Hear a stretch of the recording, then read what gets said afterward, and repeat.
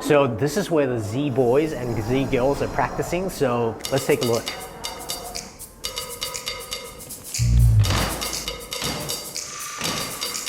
You better know I ain't joking when I say I want you back. Something in the water. Give you a show and the only be the best you ever had. Something in the water. Tell me what you want to do, boy. Understand your needs. Sending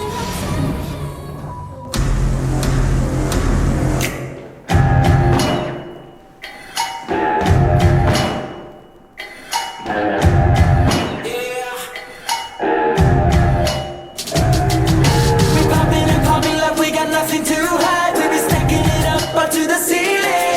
Keep it coming and coming, now don't you let it run dry. We got more than a lot, so let them see it. Keeping it on, keeping it on, keeping it on, yeah. This is how we do, baby, this is how Hey guys! So that was pretty amazing. I love the fact that you guys are so diverse in the group. Do you guys have special intros? Oh, of course. Yeah. Let's go. 1, 2, 3. Gen Z. Hello, we are Z Boys. what you waiting for? Hello, we are Z Girls. Why is it called Z boys and Z girls? Actually, it's Z Stars, Z Boys and Z Girls. Collectively, we are Z Stars because the Z is actually from Generation Z, which means young stars born after 1995. Right, got it. Yeah. Okay, so who's the youngest one here then? Actually, from Thailand, Okay. it's Blink. Right, how old are you? 14, oh wow. Right, 2004. Who's the oldest here then? Is it Perry, right? Perry. How young are you? How young are you? Yeah. Now it's 24. Yeah, 24 years Wow, old. well, you guys are still extremely young, so. So how long did you guys have to practice in order to, get it to the stage? Well, actually, before our debut stage, we train here for like 3 until 4 months. What makes this group so unique? So 7 different countries, 7 different cultures, 7 languages. So that's the most intense thing that makes this group so unique, I think. Which countries are they? So they are Taiwanese, Taiwan, Japan, Indonesia, India, Philippines, Vietnam and Thailand. Yeah.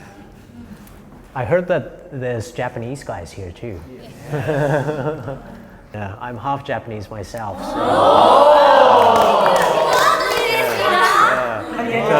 All this excitement. So thanks guys today. We're just gonna go off now. So we'll interview for today. We're specifically gonna be interviewing you guys. So let's go off now. Yeah. Okay. All right. Thanks guys.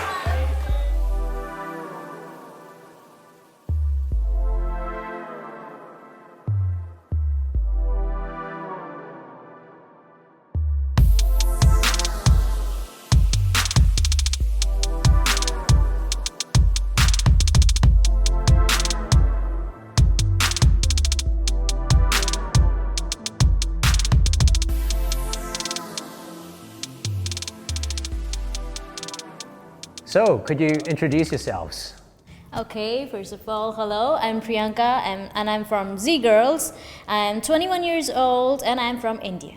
I am Sid from India.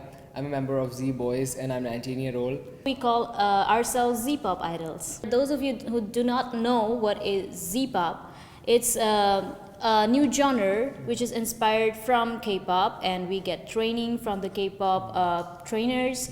And yes, we are the first Z-pop idols. So you're the first Indian, let's say, K-pop group. How do you feel about it?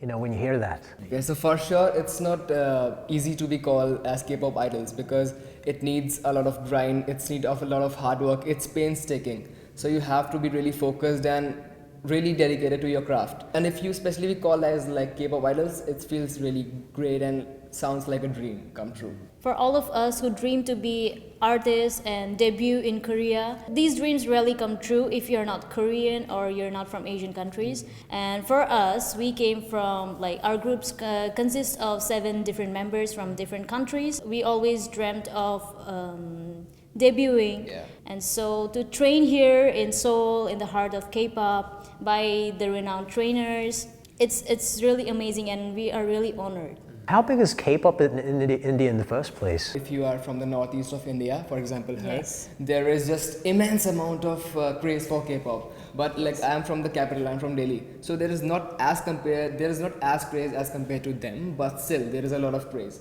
When did you start listening to it? Like, what was your story? Oh, actually, back in my country, I was only into Bollywood music, and 6 months ago, I was into K-pop, and I was like started listening to a lot of BTS songs, EXO, GOT7, and all those stuff.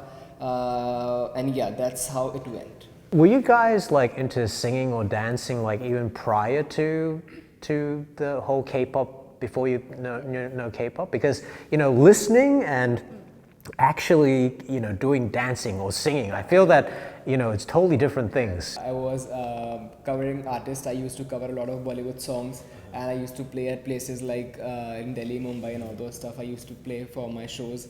But she could dance, she could sing when she got interested into K-pop. Can you just get good at singing just like that? Like, doesn't it take time? No, Everything takes time. Everything takes time. It did, and yes, I got complaints from my neighbors. Ah, Because everyone. I kept listening to foreign, they call it foreign songs, and then I kept screaming for them. They said like, I could imagine like I in can relate. Yeah. India, you're just Yes. listening to K-pop music, and Yes, then suddenly.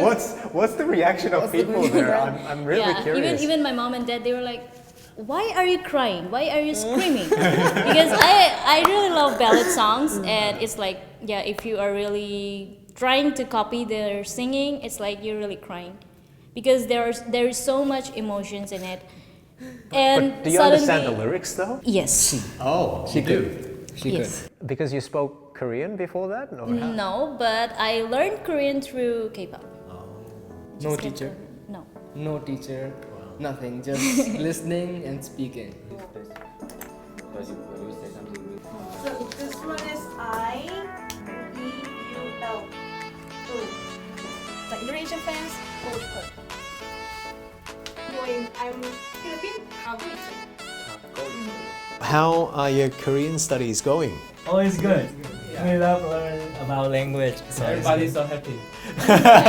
So, do you guys always like study together, like pretty much like live together, eat together? Like, is that the case? Shower together. Together.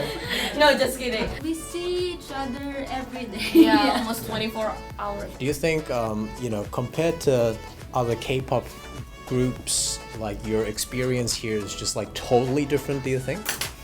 We had so many difficulties. Like for example, we came here the first time is winter.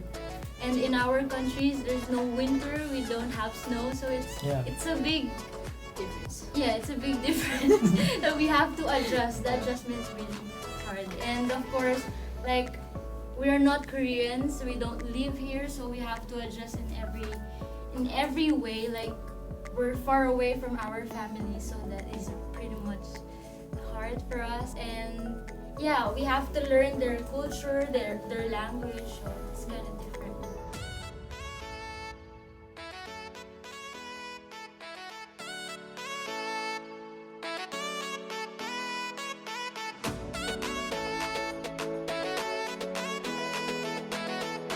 So, when you were back in India, did you ever think about actually coming to Korea and being a K-pop idol in the first place? Well, for me, I dream a lot of impractical things. So I believe that if we can dream it, we can make it. You have to keep dreaming, keep working hard towards your goals. For me, I never thought that I would be called as a first Indian K-pop idol, but it happened because I kept dreaming. That's pretty much about it. What about you? For me, actually yes, but because there's no audition in India from any K-pop companies, so it was really difficult, and I kept like going back and forth that should I apply, should I not. And also I was in my college and I was doing my bachelor's. I almost gave up, but after the K-pop World Festival in Changwon, when I got the like excellent vocal award, and also BTS was there, and they are like such a motivation and inspiration for me, because I was literally depressed when I was back in my college because I had like injuries, and for like more than 6 months I was on bed, like bedridden, and BTS songs really helped me. Like they kept on motivating me, just don't give up, your time will come sometime. And yeah, it came through Z-pop and we are here. So how do you think you guys are perceived in Korean society? Was everybody supporting you guys, or like, you know, were some people like a little bit, you know, judgmental, or like, how do you think the society actually looked at you guys? If you say about the society, of course there will be like both negative and positive, but till now we have seen more positive than negative. So it's actually positive, because when we did our concert here, Z-pop Dream Live concert in Seoul, that was a debut concert, and like watching the crowd cheer for us was like really overwhelming. We didn't really expect them to cheer for us that much. We just expected like them to accept us as who we are, but they really supported us. Yeah. I know there was tons of overwhelming positivity. What were some of the negative comments that you might have actually got? The first negative comment is obviously that I'm brown and I'm not fair complexion. And to debut in Korea, there are a lot of people who support that, oh, she's the first brown idol. But there are a lot of people who say she don't deserve to be an idol because she's brown, she doesn't look Korean. Of course, if you have got lovers, then you will definitely get haters. So it's okay. We've heard critiques say that, you know, this idol group is like a public stunt and it's going to fail, for example. What would you guys say to that?